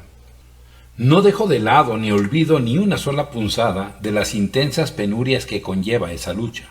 Hoy no cambiaría esos años en los que viví los más terribles infortunios que un muchacho puede conocer o pasar, por ninguna otra experiencia que pudiera tener. Sé lo que significa ganar, no $1, sino 2 centavos. Conozco el valor del dinero, pues no podría haberlo aprendido o conocido de ninguna otra manera. No podría haberme preparado para mi trabajo en la vida de ninguna forma más segura. No podría haber llegado a una comprensión más real de lo que significa enfrentarse al día sin tener ni 1 centavo en la mano, ni un pan en el armario, ni un trozo de madera para el fuego, sin nada que comer, y ser un chico con el hambre de 9 o 10 niños, con una madre frágil y desanimada. Una experiencia que usted no conoce, que no conozco, y sin embargo me regocijo en la experiencia y repito, envidio a cada muchacho que está en esa situación y pasando por ella. Pero, y este es el punto central de mi firme creencia en que la pobreza es una bendición disfrazada para un chico. Creo en la pobreza como una situación que hay que experimentar, por lo que hay que pasar y de lo que luego hay que salir, y no como una situación en la que uno deba permanecer. Algunos dirán, esto está muy bien, es fácil decirlo, pero ¿cómo puede uno salir de ella? Definitivamente ninguna persona se lo puede decir a otra. Nadie me lo dijo a mí. No hay 2 personas que puedan encontrar la misma salida. Cada una debe encontrar la suya. Eso depende del chico. Yo estaba decidido a salir de la pobreza porque mi madre no había nacido en ella, no la podía soportar y no tenía lugar en ella. Eso me proporcionó el primer elemento fundamental, un propósito. Entonces, respaldé mi propósito con esfuerzo, con la voluntad de trabajar y de hacerlo en cualquier cosa que se presentara, sin importar lo que fuera, siempre y cuando significara una salida. Yo no elegía ni seleccionaba, tomaba lo que venía y lo hacía lo mejor que sabía. Y cuando no me gustaba mi trabajo, seguía haciéndolo bien mientras lo hacía, pues me encargaba de no tener que hacerlo durante más tiempo del necesario. Utilizaba cada peldaño de la escalera para llegar al siguiente peldaño. Ello implicaba un esfuerzo, pero con el esfuerzo y el trabajo llega la experiencia, el crecimiento, el desarrollo, la capacidad de entender y ser comprensivo, que es la mejor herencia que un muchacho puede recibir. Y no hay nada en el mundo que pueda dárselas de una forma tan intensa como la pobreza. Por eso creo tan fervorosamente en la pobreza, que es la mejor bendición que puede recibir un muchacho en la forma de una experiencia sumamente profunda y plena. Pero, como dije antes, siempre viéndola como una situación de la que uno debe salir con su trabajo, no permanecer en ella. Para que puedas desarrollar el hábito de un perfecto autocontrol, debes entender la verdadera necesidad de tener esta cualidad. Además, debes comprender las ventajas que proporciona a quienes han aprendido a ejercitarlo. Al desarrollar el autocontrol, también desarrollas otras cualidades que aumentan tu poder personal. Entre las otras leyes que están al alcance de la persona que ejercita el autocontrol está la ley de la revancha. Ya sabes lo que quiere decir revancha. En el sentido que estamos usando el término aquí, significa devolver el equivalente y no meramente vengarse, que es como suele utilizarse habitualmente. Si yo te hago un daño, tú tomarás tu revancha a la primera oportunidad. Si yo digo cosas injustas sobre ti, me harás pagar con la misma moneda, incluso en mayor medida. Por otro lado, si te hago un favor, me lo devolverás en mayor medida si es posible. Mediante un uso adecuado de esta ley puedo conseguir que hagas cualquier cosa que yo desee. Si quiero que me detestes y utilices tu influencia para perjudicarme, puedo conseguir ese resultado infligiendo sobre ti el mismo tipo de trato que quiero que me inflinjas a través de la revancha. Si quiero obtener tu respeto, tu amistad y tu cooperación, puedo conseguirlos ofreciéndote a mi vez mi amistad y mi cooperación. Sé que estamos de acuerdo en estas afirmaciones, puedes compararlas con tu propia experiencia y verás lo bien que armonizan. ¿Con cuánta frecuencia has oído el comentario: qué maravillosa personalidad tiene fulanito? ¿Con cuánta frecuencia has conocido a gente con una personalidad que te hubiera gustado tener? El hombre que te atrae mediante una personalidad agradable simplemente está haciendo uso de la ley de la atracción armónica o la ley de la revancha, pues si las analizas, ambas significan que los iguales se atraen. Si estudias, comprendes y haces un uso inteligente de la ley de la revancha, serás un vendedor eficiente y exitoso. Cuando hayas dominado esta sencilla ley y hayas aprendido a usarla, habrás aprendido todo lo que se puede aprender sobre el arte de vender. El primer paso a dar para dominar esta ley, y probablemente el más importante, es el de cultivar un autocontrol absoluto. Debes aprender a recibir todo tipo de castigos y maltratos sin tomar revancha de la misma manera. Este autocontrol es parte del precio que debes pagar por el dominio de la ley de la revancha. Cuando una persona enfadada comienza a vilipendiarte y a maltratarte, justa o injustamente, simplemente recuerda que si tomas la revancha de alguna manera, estás siendo arrastrado a su mismo nivel mental y por lo tanto, esa persona te está dominando. Por otro lado, si te niegas a enfadarte, si guardas la compostura y te mantienes tranquilo y sereno, conservas todas las facultades normales para razonar. Tomas a la otra persona por sorpresa, tomas tu revancha con un arma con cuyo uso no está familiarizada y en consecuencia la dominas. Los iguales se atraen, esto no se puede negar. Literalmente cada persona con la que entras en contacto es un espejo en el que puedes ver un reflejo perfecto de tu propia actitud mental.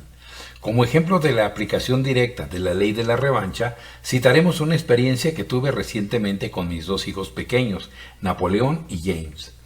Íbamos de camino al parque a dar de comer a los pájaros y a las ardillas. Napoleón había comprado una bolsa de cacahuates y James una caja de galletas. A James se le ocurrió probar los cacahuates. Sin pedir permiso, alargó la mano e intentó asir la bolsa. Falló, y Napoleón tomó la revancha con su puño izquierdo, el cual aterrizó de una forma bastante enérgica en la mandíbula de James. Le dije a James: mira, hijo, no intentaste conseguir esos cacahuates de la forma correcta. Deja que te muestre cómo hacerlo. Todo ocurrió tan rápidamente que mientras le hablaba a James no tenía ni la menor idea de lo que le iba a sugerir, pero estaba intentando ganar tiempo para analizar lo ocurrido e idear una manera de hacerlo mejor que la suya. Entonces me acordé de los experimentos que habíamos estado realizando en relación con la ley de la revancha, de modo que le dije a James: abre tu caja de galletas, ofrécele una a tu hermanito y verás lo que ocurre. Después de hacer unos esfuerzos considerables, logré convencerlo de que lo hiciera. Entonces ocurrió algo increíble, un hecho del que aprendí mi mayor lección sobre el arte de vender. Antes de que Napoleón hubiera tocado una galleta, insistió en colocar algunos de sus cacahuates en el bolsillo del abrigo de James. Le pagó con la misma moneda. De este sencillo experimento, con 2 hijos pequeños, aprendí más sobre el arte de manejarlos de lo que podía haber aprendido de cualquier otro modo. Dicho sea de paso, mis hijos están empezando a aprender a manipular esta ley de la revancha, lo cual les ahorra muchos combates físicos. Ninguno de nosotros ha llegado mucho más lejos que Napoleón, hijo, y James en lo referente al funcionamiento y la influencia de la ley de la revancha. Solo somos unos niños crecidos y fácilmente influenciables por este principio. El hábito de pagar con la misma moneda se practica de una forma tan universal que podríamos llamarlo adecuadamente la ley de la revancha. Si una persona nos ofrece un regalo, nunca nos sentimos satisfechos hasta que hemos tomado la revancha con un igual de bueno o mejor que el que hemos recibido. Si alguien habla bien de nosotros, nuestra admiración hacia esa persona aumenta y así tomamos la revancha. Por el principio de la revancha podemos convertir a nuestros enemigos en amigos leales. Si tienes un enemigo al que quieres convertir en tu amigo, puedes comprobar la verdad de esta declaración si eres capaz de olvidar esa peligrosa piedra de molino que cuelga de tu cuello, a lo que llamamos orgullo, testarudez. Adquiere el hábito de hablarle a tu enemigo con una cordialidad inusual. Desvíate de tu camino para favorecerlo de todas las formas posibles. Es posible que al principio parezca inconmovible, pero gradualmente empezará a dejarse influenciar y te pagará con la misma moneda. El carbón más ardiente que puedes poner sobre la cabeza de alguien que te ha hecho daño es el carbón de la bondad humana. Una mañana de agosto de 1863, en un hotel en Lawrence, Kansas, obligaron a un joven clérigo a que se levantara de la cama. El hombre que lo llamaba era un miembro de las guerrillas de Quantrell y quería que bajara rápidamente las escaleras para pegarle un tiro. Aquella mañana estaban matando gente a lo largo de toda la frontera. Una banda de incursores había llegado muy temprano para perpetrar la masacre. El guerrillero que llamaba al sacerdote estaba impaciente.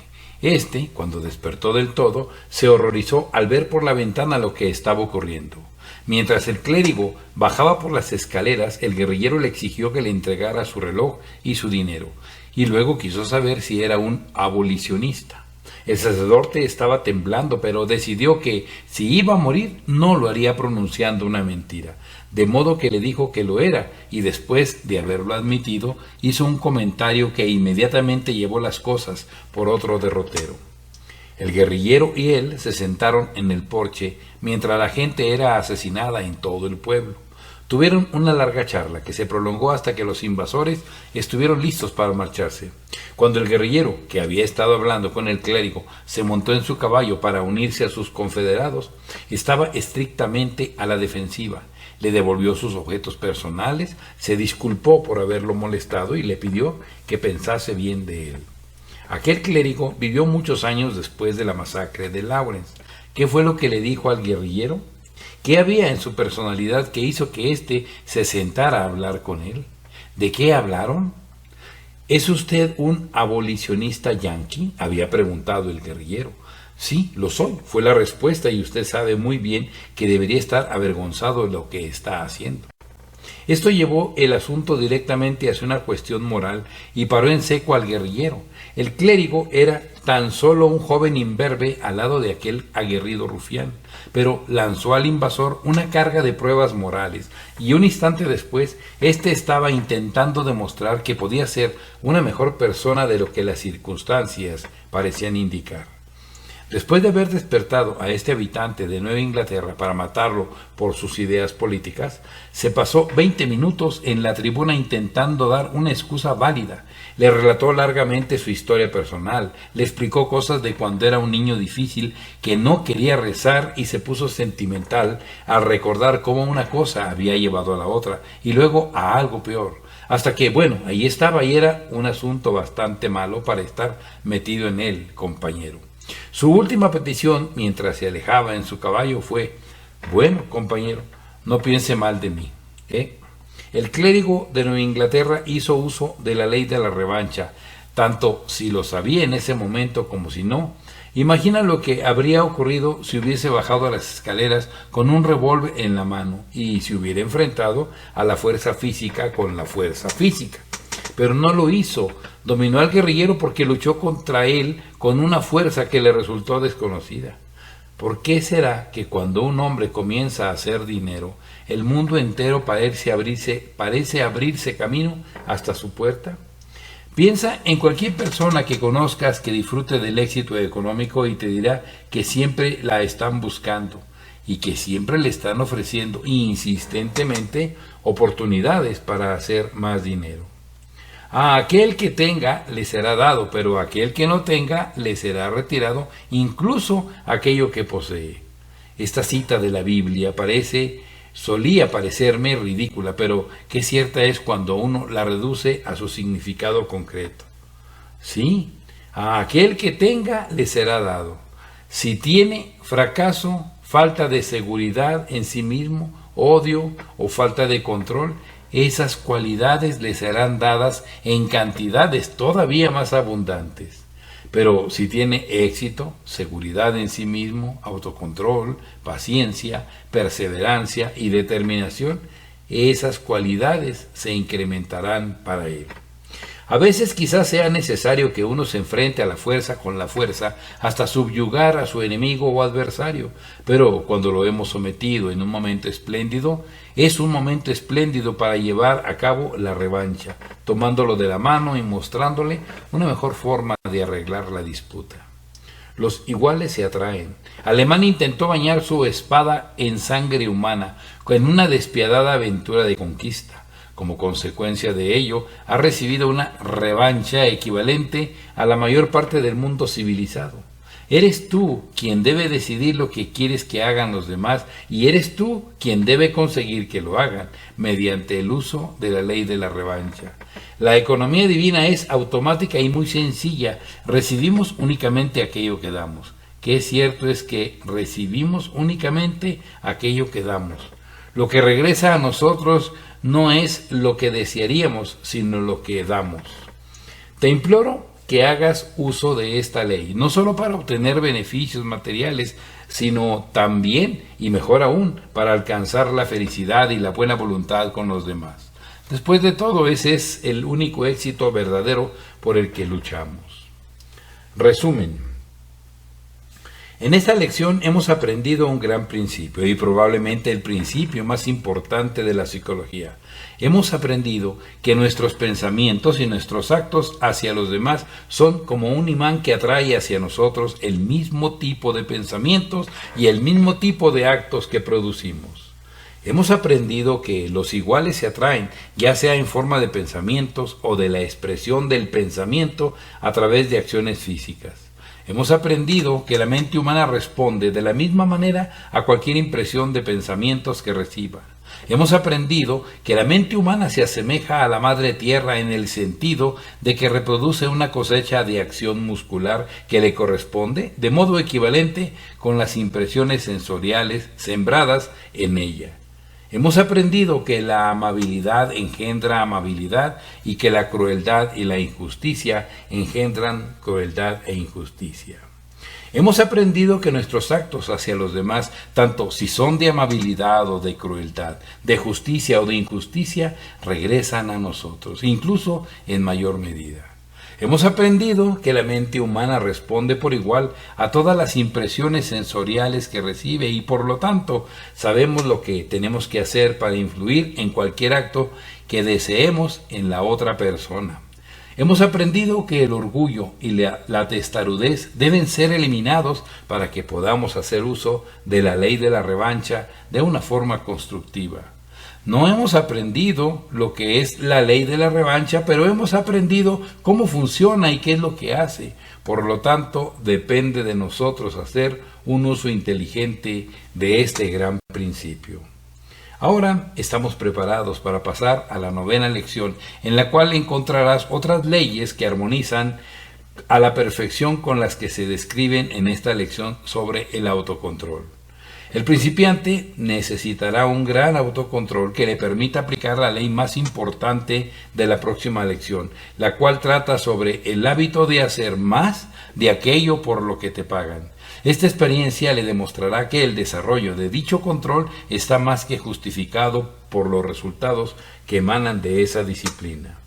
Si tienes éxito, recuerda que en algún lugar, en algún momento, alguien te echó una mano o te transmitió una idea que te hizo avanzar en la dirección adecuada.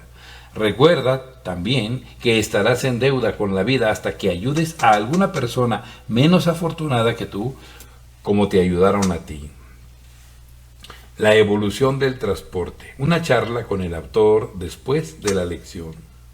Nada es permanente excepto el cambio. La vida se asemeja a un gran caleidoscopio ante el cual el tiempo siempre está transformando, cambiando y reorganizando el escenario y a los actores. Nuevos amigos están continuamente reemplazando a los viejos. En cada corazón está la semilla de la milicia y de la malicia y de la justicia. Todo ser humano es un criminal y un santo. Y cuál de los dos se impondrá dependerá de la oportunidad del momento. La honestidad y la deshonestidad dependen en gran medida del punto de vista individual. El débil y el fuerte, el rico y el pobre, el ignorante y el bien informado intercambian sus lugares continuamente. Conócete a ti mismo y conocerás a toda la humanidad. Solo hay un logro verdadero y ese es la capacidad de pensar correctamente. Avanzamos con la procesión o detrás de ella, pero no podemos quedarnos quietos. Nada es permanente excepto el cambio. En la ilustración, esta página, se puede ver la prueba de que la ley de la evolución está realizando mejora en los métodos para viajar. Mientras estudias este dibujo, recuerda que todos estos cambios ocurrieron primero en la mente de las personas. En el extremo izquierdo puedes ver el primer medio de transporte corriente. El hombre no estaba satisfecho con ese proceso tan lento. Esas 3 palabritas, no estaba satisfecho, han sido el punto de partida de todos los progresos. Piensa en ellas mientras lees este artículo.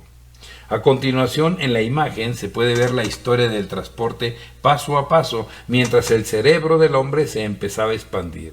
Cuando descubrió cómo enganchar un buey y un carro y de ese modo eludir la fatiga de tener que tirar de la carga, ese fue un gran paso hacia adelante. Eso fue utilidad práctica, pero cuando se comenzó a utilizar la diligencia, eso fue utilidad y estilo. Aún así, el hombre no estaba satisfecho y esa insatisfacción produjo la locomotora rudimentaria que se ve en la ilustración. Actualmente todos estos métodos de transporte han sido eliminados, excepto en ciertas regiones poco civilizadas o poco desarrolladas del mundo. El hombre que tira del carro, el güey que tira de la carreta, la diligencia y la locomotora rudimentaria, todos pertenecen a épocas pasadas. A la derecha podemos ver los métodos de transporte del presente. Compáralos con los del pasado y podrás hacerte una idea de la enorme expansión que ha tenido lugar en el cerebro y la mente del hombre. Desde el primer tipo de locomotora se ha desarrollado una máquina poderosa capaz de tirar de 100 vagones de mercancías comparada con el vagón pequeño y ligero que podía arrastrar la original. Los automóviles que viajan a la velocidad de 120 km por hora ahora son tan corrientes como lo fueron los carros de 2 ruedas en el pasado y además están al alcance de todo aquel que los quiera. Y aún así, La mente del hombre todavía no estaba satisfecha, los viajes por tierra eran demasiado lentos. Al llevar la mirada hacia arriba observó a los pájaros elevándose sobre los elementos y se decidió a superarlos. Estudia la palabra decidió, porque cualquier cosa que el ser humano se decida a hacer, la hace. Dentro del breve periodo de 15 años, el hombre ha dominado los aires y ahora viaja en avión a una velocidad de 240 kilómetros por hora. El hombre no solo ha conseguido que el aire lo transporte a una velocidad asombrosa, sino que ha aprovechado el éter y ha conseguido que transporte sus palabras alrededor del planeta en una fracción de segundos. Hemos estado describiendo el pasado y el presente. En la parte inferior de la imagen podemos ver el siguiente paso hacia adelante que el ser humano dará en lo referente a los medios de transporte: una máquina que volará por el aire, correrá sobre el suelo y se deslizará sobre el agua a discreción del hombre. El propósito de este ensayo y de la ilustración de la parte superior de la página 44 es hacerte pensar. Cualquier influencia que te haga pensar también te hace más fuerte mentalmente. Los estimulantes de la mente son esenciales para el crecimiento. Desde los tiempos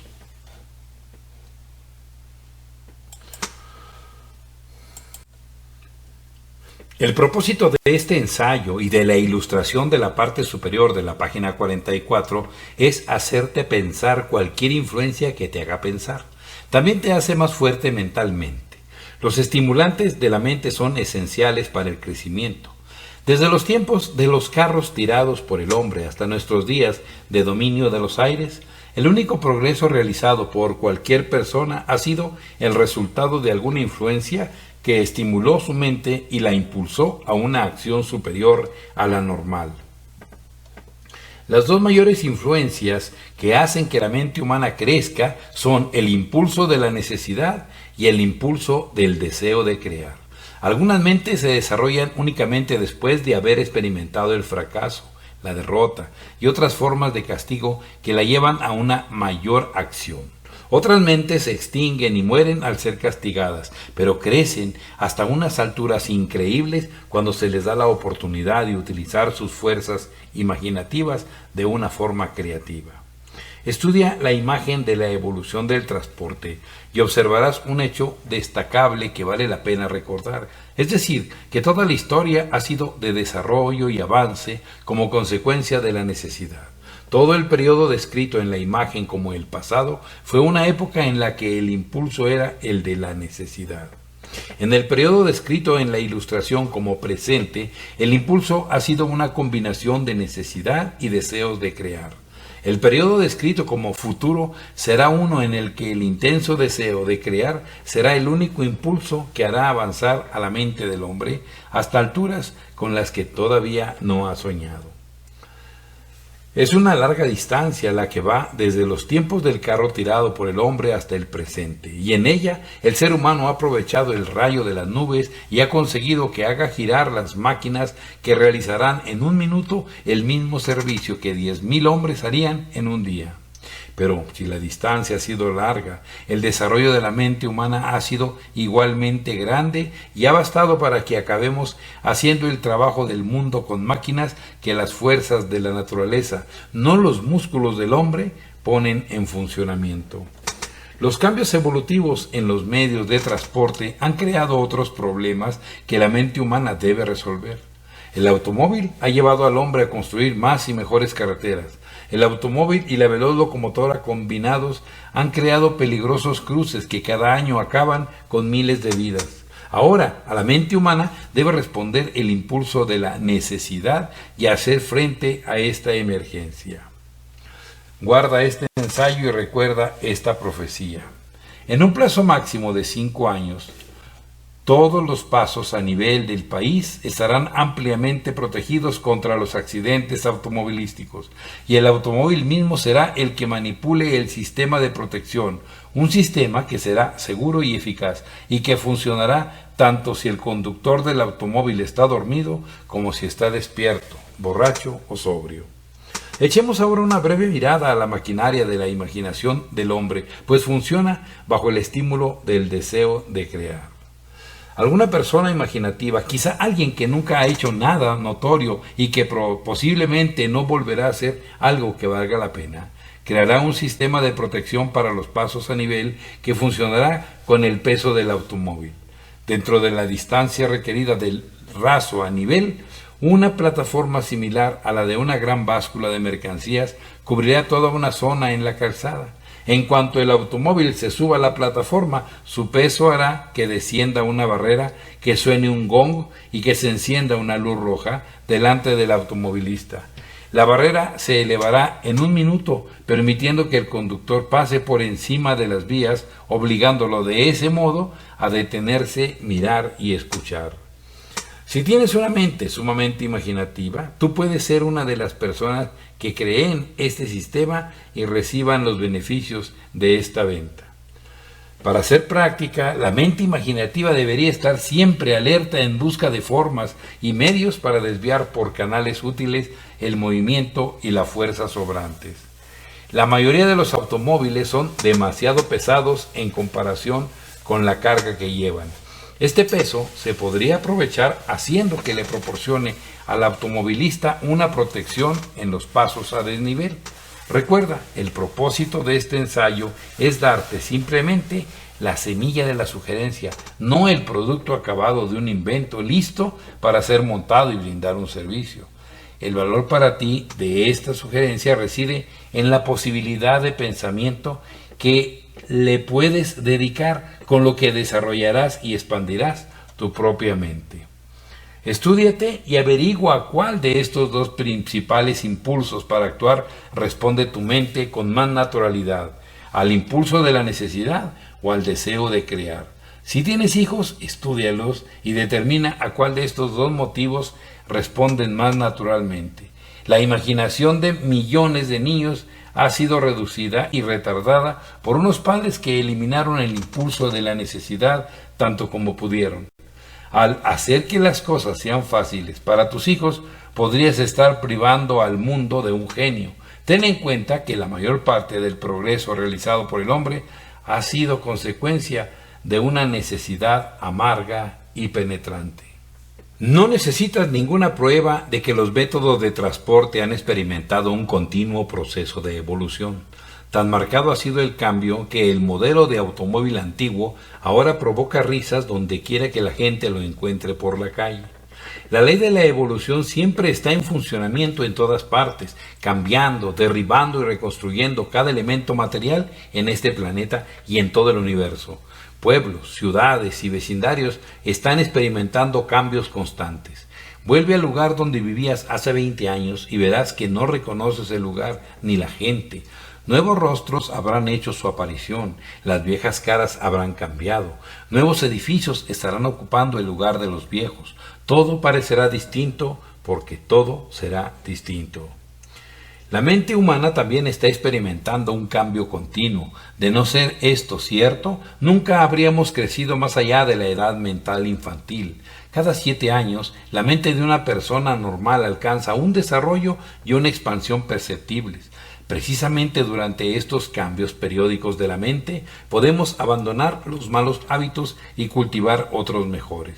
El ser humano tiene la fortuna de que su mente está experimentando un proceso continuo de cambio ordenado. La mente, que es impulsada por la necesidad o por el afán de crear, se desarrolla más rápidamente que la mente que nunca es estimulada a una acción mayor que la necesaria para la subsistencia. La facultad imaginativa de la mente humana es la mejor maquinaria que se ha creado jamás. De ella han salido todas las máquinas y todos los objetos fabricados por el hombre. Detrás de las grandes industrias, de los grandes ferrocarriles, bancos y empresas comerciales, está la todopoderosa fuerza de la imaginación. Obliga a tu mente a pensar, hazlo convirtiendo las viejas ideas en nuevos planes.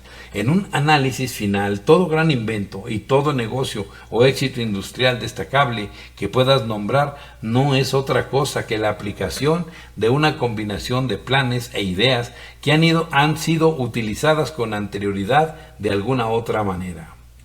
Vuelve a leer este ensayo dentro de 6 meses o 1 año y verás que te aporta mucho más que en la primera lectura.